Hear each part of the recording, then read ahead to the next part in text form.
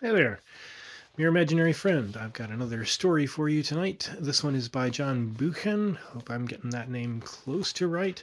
It's called Skule Skerry, and I hope I'm getting that name close to right as well. I'm going to apologize slightly in advance. I've already passed a little of it for my attempts at a Scottish accent to any of my imaginary Scottish friends out there. Um, I will say in my defense that the Scottish that appears in here is an English person telling what another English person said that a Scottish person said. So possibly my accent may not be that far off. At any rate, it begins with a quote from King Lear. "Who's there besides foul weather?" Mr. Anthony Hurrell was a small man, thin to the point of emaciation, but erect as a ramrod and wiry as a cairn terrier. There was no gray in his hair, and his pale, far-sighted eyes had the alertness of youth, but his lean face was so wrinkled by weather that in certain lights it looked almost venerable. And young men, who at first sight had imagined him their contemporary, presently dropped into the Sir reserved for indisputable seniors. His actual age was, I believe, somewhere in the 40s. He'd inherited a small property in Northumberland, where he had accumulated a collection of the rarer wildfowl. But much of his life had been spent in places so remote that his friends could with difficulty find them on a map. He had written a dozen ornithological monographs, was joint editor of the chief modern treatise on British birds, and had been the first man to visit the tundras of the Yenisei. He spoke little, and that with an agreeable hesitation, but his ready smile, his quick interest, and the impression he gave of having a fathomless knowledge of strange modes of life made him a popular and intriguing figure among his friends. Of his doings in the war, he told us nothing. What we knew of them, and they were sensational enough in all conscience, we learned elsewhere. It was Nightingale's story which drew him from his customary silence. At the dinner following that event, he made certain comments on current explanations of the supernormal. "I remember once," he began, and before we knew, he had surprised us by embarking on a tale. He'd scarcely begun before he stopped. "I'm boring you," he said deprecatingly. "There's nothing much in the story. You see, it all happened, so to speak, inside my head. I don't want to seem an egotist." "Don't be an ass, Tony," said La Mancha. "Every adventure takes place chiefly inside the head of somebody. Go on. We're all attention." "It happened a good many years ago," Hurl continued, "when I was quite a young man. I wasn't the cold scientist then that I fancy I am today. I took up birds in the first instance chiefly because they fired what imagination I possess. They fascinated me, for they seemed of all created things the nearest to pure spirits, those little beings with a normal temperature of 125 degrees. Think of it. The gold crest, with a stomach no bigger than a bean, flies across the North Sea. The curlew sandpiper, which breeds so far north that only about 3 people have ever seen its nest, goes to Tasmania for its holidays. So I always went bird hunting with a queer sense of expectation and a bit of a tremor, as if I was walking very near the boundaries of the things we are not allowed to know. I felt this especially in the migration season.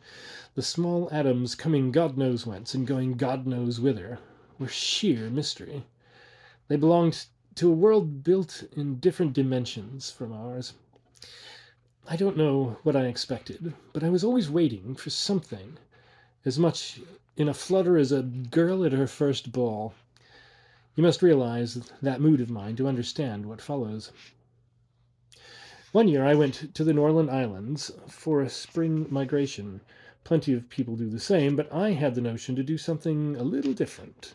I had a theory that migrants go north and south on a fairly narrow road.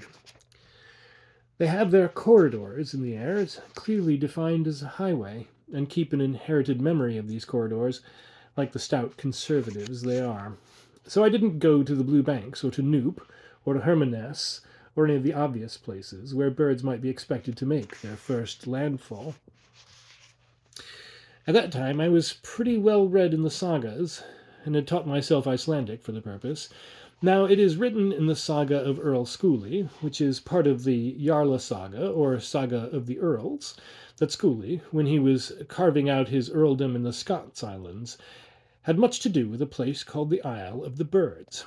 It is mentioned repeatedly, and the saga man has a lot to say about the amazing multitude of birds there.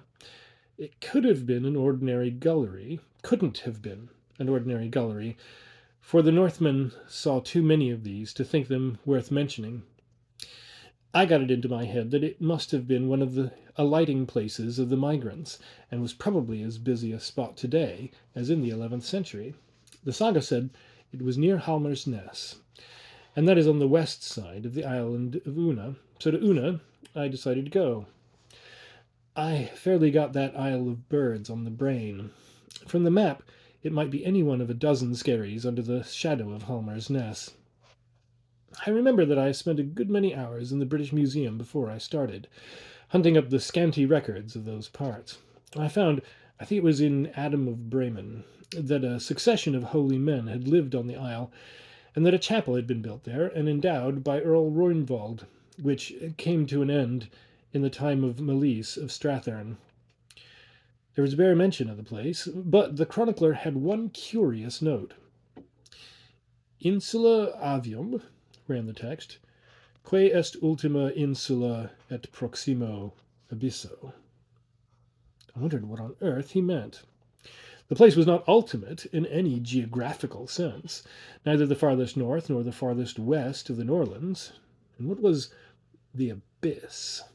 In monkish Latin, the word generally means hell, Bunyan's bottomless pit, and sometimes the grave, but neither meaning seemed to have much to do with an ordinary sea skerry. I arrived at Una at 8 o'clock in a May evening, having been put across from Voss in a flitboat. It was a quiet evening, the sky without clouds, but so pale as to be almost grey.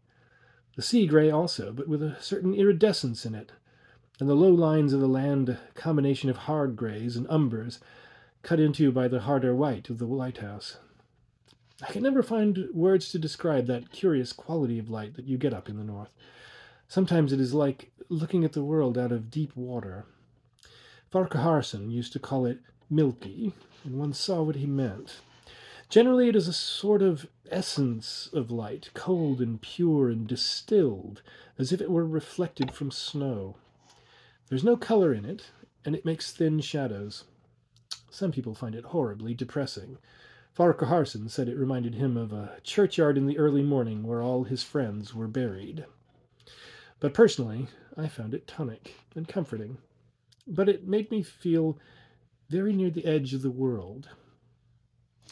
There was no inn, so I put up at the post office, which was on a causeway between a freshwater loch and a sea road, so that from the doorstep you could catch brown trout on one side and sea trout on the other. Next morning I set off for Halmer's Ness, which lay 5 miles to the west over a flat moorland all puddled with tiny lochans. There seemed to be nearly as much water as land. Presently I came to a bigger loch under the lift of ground which was Halmer's Ness. There was a gap in the ridge through which I looked straight out to the Atlantic, and there in the middle distance was what I knew instinctively to be my island. It was perhaps 1/4 of a mile long, low for the most part, but rising in the north to a grassy knoll beyond the reach of any tides. In parts it narrowed to a few yards' width, and the lower levels must often have been awash. But it was an island, not a reef, and I thought I could make out the remains of the monkish cell.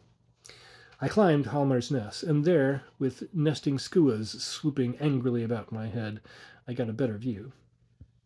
It was certainly my island. For the rest of the archipelago were inconsiderable skerries, and I realized that it might well be a resting place for migrants, for the mainland cliffs were too thronged with piratical skuas and other jealous fowl to be comfortable for weary travellers. I sat for a long time on the headland, looking down from the 300 feet of basalt to the island 1/2 a mile off, the last bit of solid earth between me and Greenland. The sea was calm for Norland waters, but there was a snowy edging of surf to the skerries which told of a tide tip.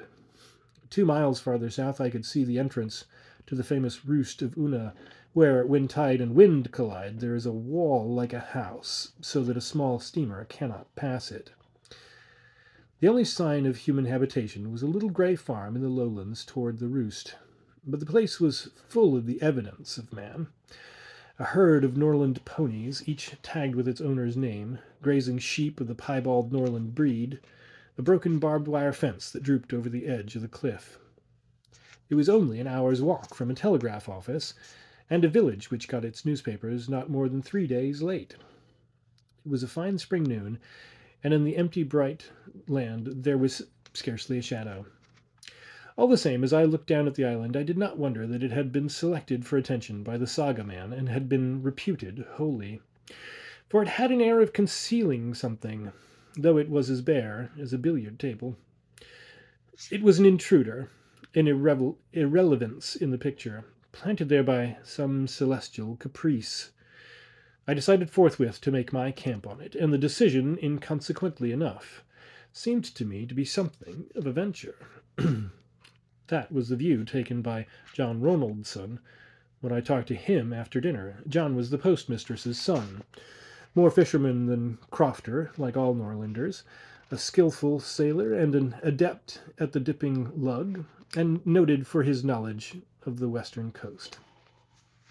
He had difficulty in understanding my plan, and when he identified my island, he protested.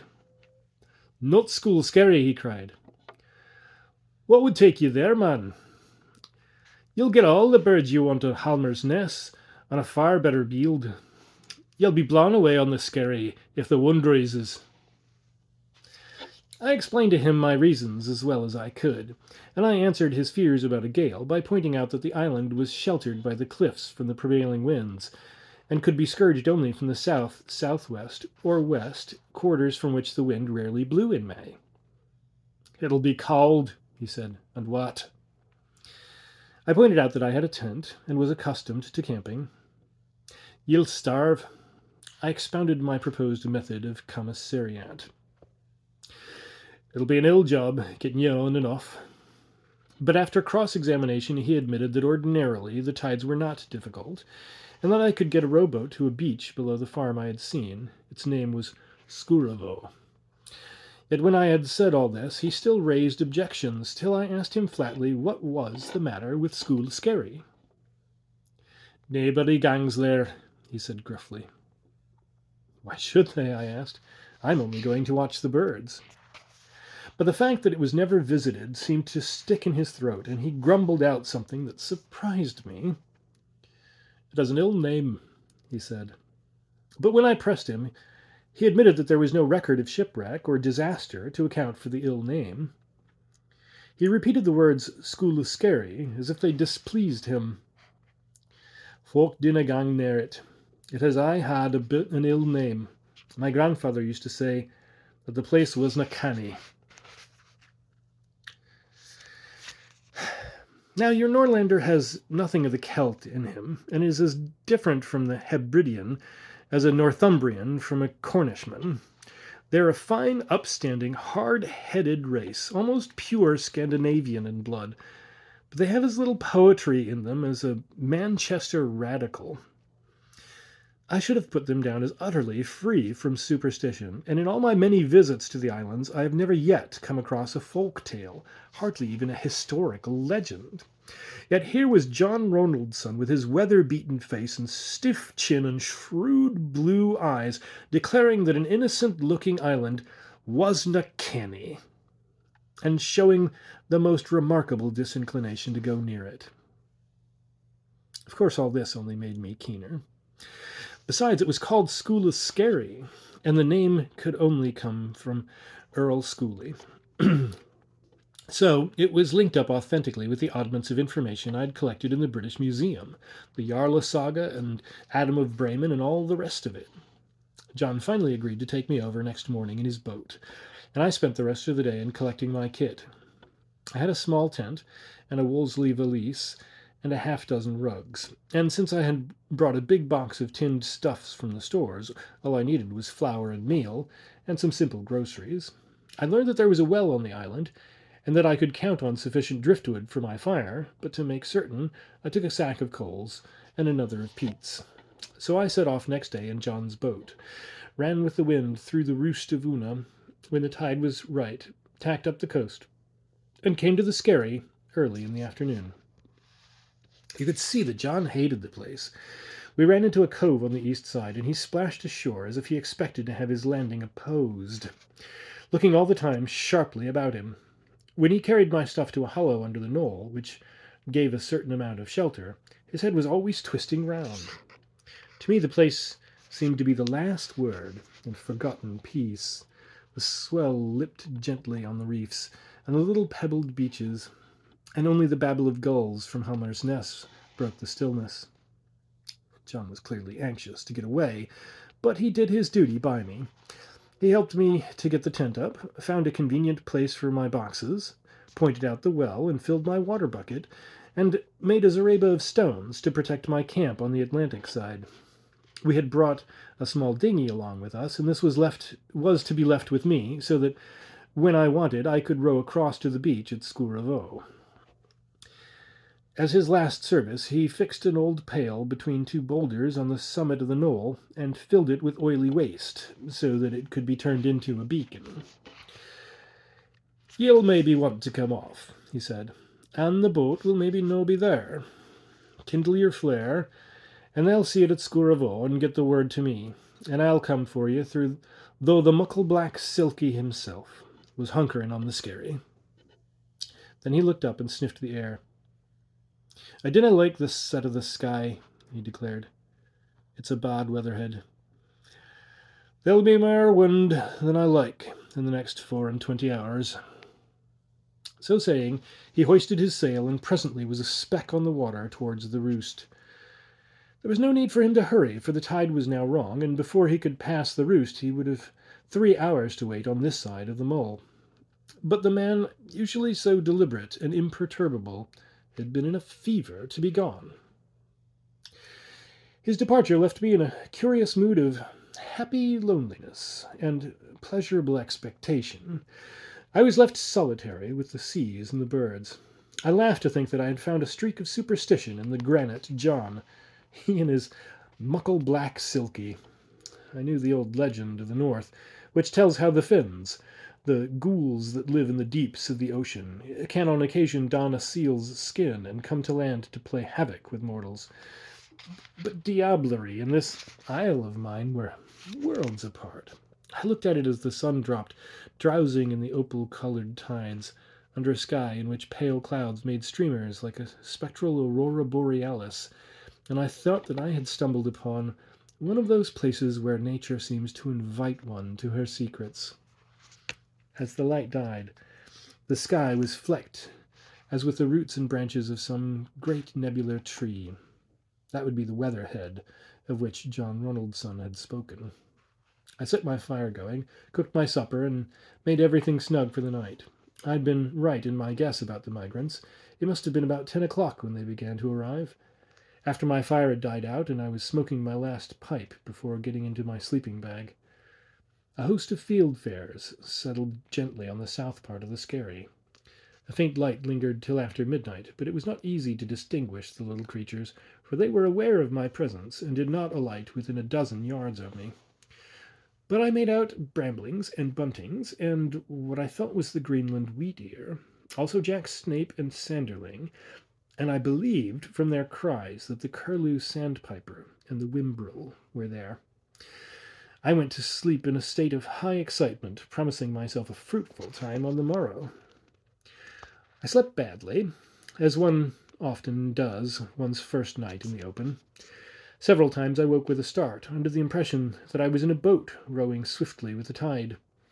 And every time I woke I heard the flutter of myriad birds, as if a velvet curtain was being slowly switched along an oak floor. At last I fell into deeper sleep, and when I opened my eyes it was full day. The first thing that struck me was that it had got suddenly colder. The sky was stormily red in the east, and masses of woolly clouds were banking in the north. I lit my fire with numbed fingers and hastily made tea. I could see the nimbus of seafowl over Halmar's Nest, but there was only one bird left on my skerry. I was certain from its forked tail that it was a Sabine's gull. But before I got my glass out, it was disappearing into the haze towards the north. The sight cheered and excited me, and I cooked my breakfast in pretty good spirits. It was literally the last bird that came near me, barring the ordinary shearwaters and gulls and cormorants that nested round about Halmar's Nest. There was not one single nest of any sort on the island. I had heard of that happening before in places which were regular halting grounds for migrants. The travellers must have had an inkling of the coming weather, and were waiting somewhere well to the south.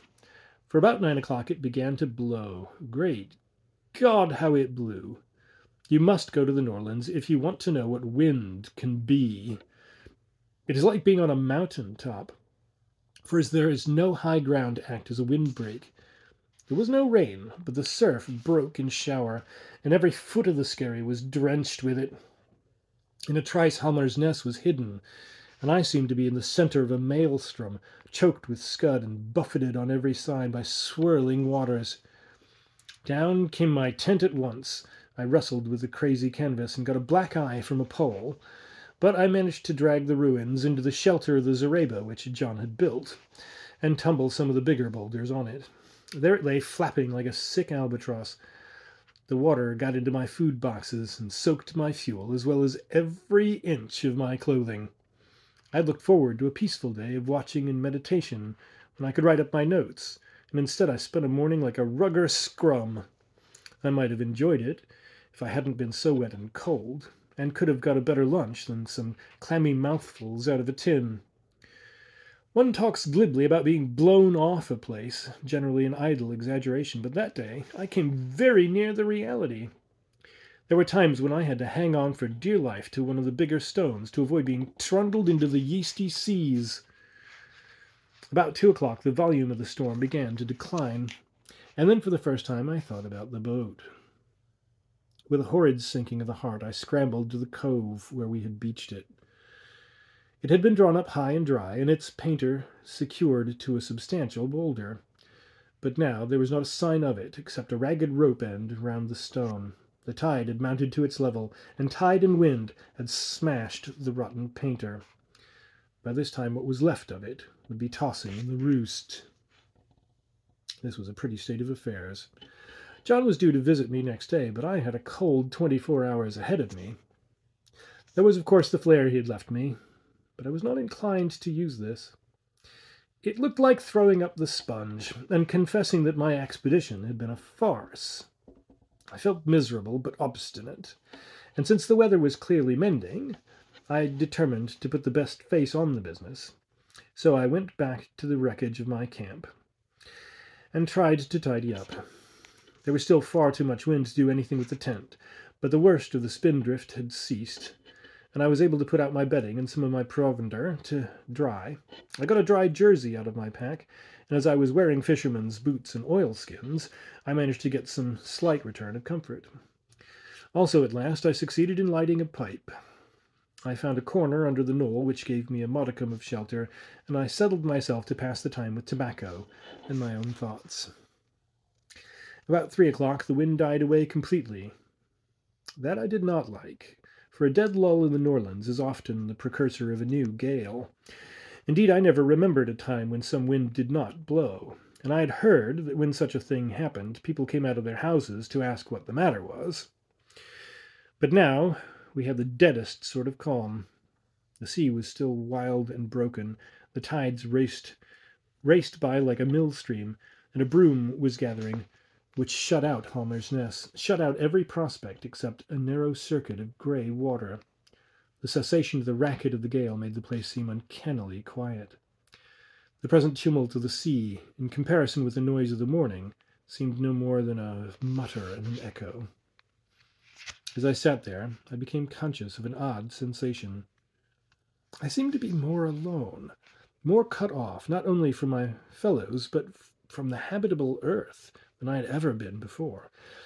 It was like being in a small boat in mid-Atlantic, but worse, if you understand me, for that would have been loneliness in the midst of a waste which was nevertheless surrounded and traversed by the works of man, whereas now I felt that I was clean outside man's ken. I had come somehow to the edge of that world where life is, and was very close to the world which has only death in it. At first I do not think there was much fear in the sensation, chiefly strangeness, but the kind of strangeness which awes without exciting. I tried to shake off the mood and got up to stretch myself. There was not much room for exercise, and as I moved with stiff legs along the reefs, I slipped into the water so that I got my arms wet. It was cold beyond belief, the very quintessence of deathly Arctic ice, so cold that it seemed to sear and bleach the skin. From that moment I date the most unpleasant experience of my life.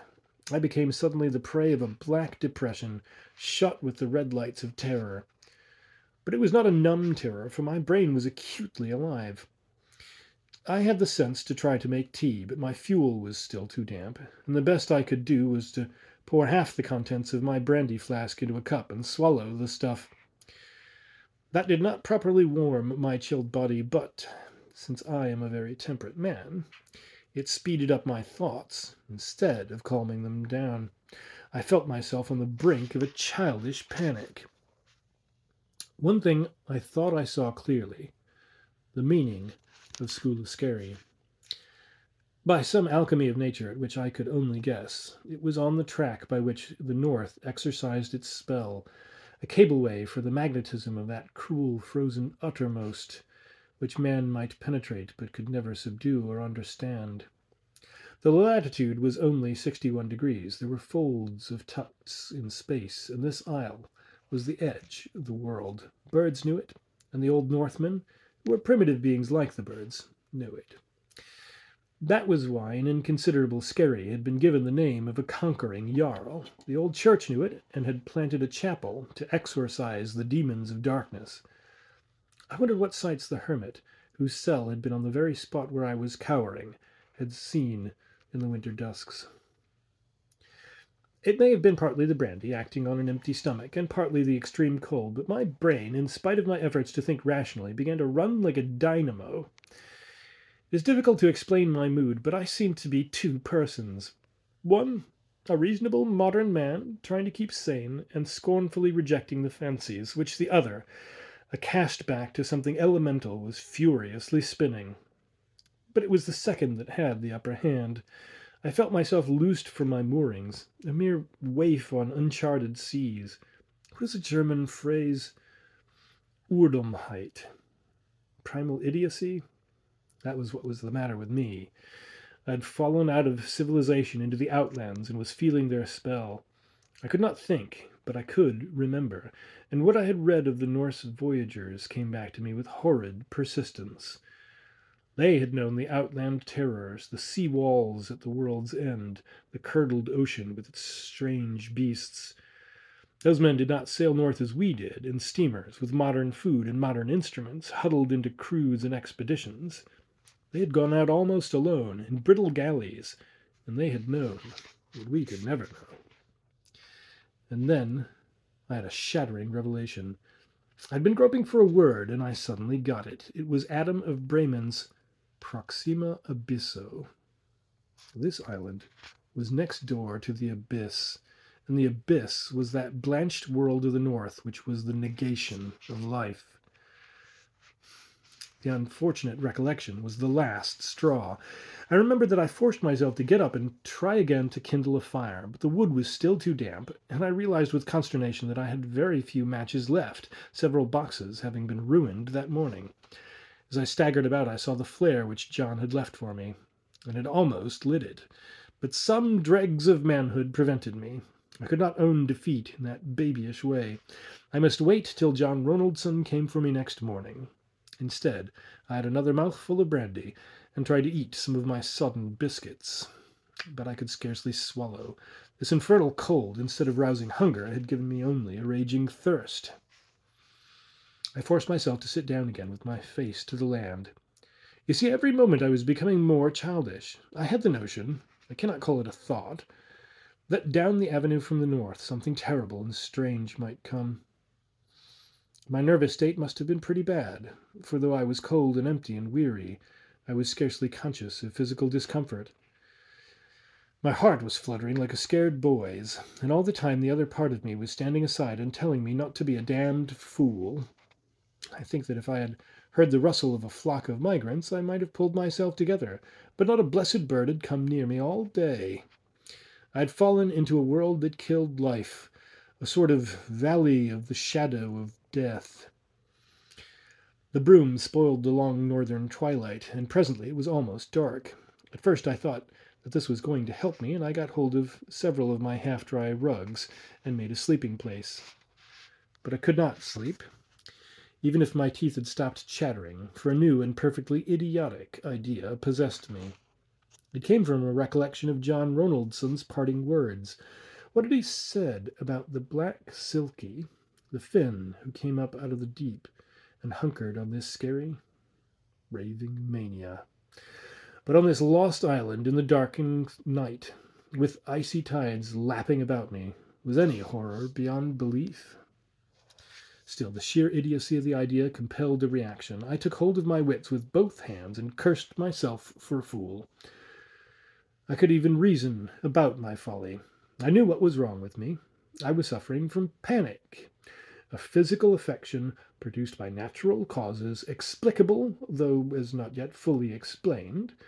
2 friends of mine had once been afflicted with it, one in a lonely glen in the Jotunheim, so that he ran for 10 miles over stony hills till he found a satyr and human companionship. The other in a Bavarian forest, where both he and his guide tore for hours through the thicket till they dropped like logs beside a high road. This reflection enabled me to take a pull on myself and to think a little ahead. If my troubles were physical, then there would be no shame in looking for the speediest cure. Without further delay, I must leave this God-forgotten place. The flare was all right, for it had been set on the highest point of the island, and John had covered it with a peat. With one of my few remaining matches, I lit the oily waste, and a great smoky flame leapt to heaven. If the half-dark had been eerie, this sudden brightness was eerier. For a moment the glare gave me confidence, but as I looked at the circle of moving water evilly lit up, all my terrors returned. How long would it take John to reach me? I would see it at once at Skule. They would be on the lookout for it. John would not waste time, for he had tried to dissuade me from coming. An hour? 2 hours at the most. I find I could not take my eyes from the waters. They seemed to flow from the north in a strong stream, black as the heart of the elder ice, irresistible as fate, cruel as hell. There seemed to be uncouth shapes swimming in them, which were more than the flickering shadows from the flare. Something portentous might at any moment come down that river of death. Someone. And then my knees gave under me, and my heart shrank like a pea, for I saw that the someone had come. He drew himself heavily out of the sea, wallowed for a second, and then raised his head, and from a distance of 5 yards looked me blindly in the face.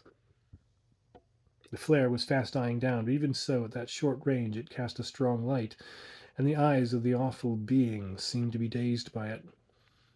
I saw a great dark head like a bull's, an old face wrinkled as if in pain, a gleam of enormous broken teeth, a dripping beard, all formed on other lines than God has made mortal creatures. And on the right of the throat was a huge scarlet gash. The thing seemed to be moaning, and then from it came a sound, whether of anguish or wrath, I cannot tell, but it seemed to be the cry of a tortured fiend. That was enough for me. I pitched forward in a swoon, hitting my head on a stone, and in that condition, 3 hours later, John Ronaldson found me. They put me to bed at Skule with hot earthenware bottles, and the doctor from Voss next day patched up my head and gave me a sleeping draught. He declared that there was little the matter with me, except shock from exposure, and promised to set me on my feet in a week. For 3 days I was as miserable as a man could be, and did my best to work myself into a fever. I had not said a word about my experience, and left my rescuers to believe that my only troubles were cold and hunger, and that I had lit the flare because I had lost the boat. But during these days I was in a critical state. I knew that there was nothing wrong with my body, but I was gravely concerned about my mind. For this was my difficulty. If that awful thing was a mere figment of my brain, then I had better be certified at once as a lunatic. No sane man could get into such a state as to see such portents with the certainty with which I had seen that creature come out of the night. If, on the other hand, the thing was a real presence, then I had looked on something outside natural law, and my intellectual world was broken in pieces. I was a scientist, and a scientist cannot admit the supernatural. If with my eyes I had beheld the monster in which Adam of Bremen believed, which holy men had exorcised, which even the shrewd Norlanders shuddered at as the Black Silky, then I must burn my books and revise my creed. I might take to poetry or theosophy, but I would never be much good again at science. On the third afternoon I was trying to doze, and with shut eyes fighting off the pictures which tormented my brain. John Ronaldson and the farmer of Skule were talking at the kitchen door. The latter asked some question, and John replied, "Aye, it was a walrus, and nae mistake. It cam ashore at Gloopness, and Sandy Fraser hae got the skin of it. It was dead when he found it, but no long dead. The poor beast would drift south on some floe, and it was sair hurt, for Sandy said it had a hole in its throat you could put your knave in. There hasna been a walrus come to Una since my grandfather's day." I turned my face to the wall and composed myself to sleep, for now I knew that I was sane and need not forswear science.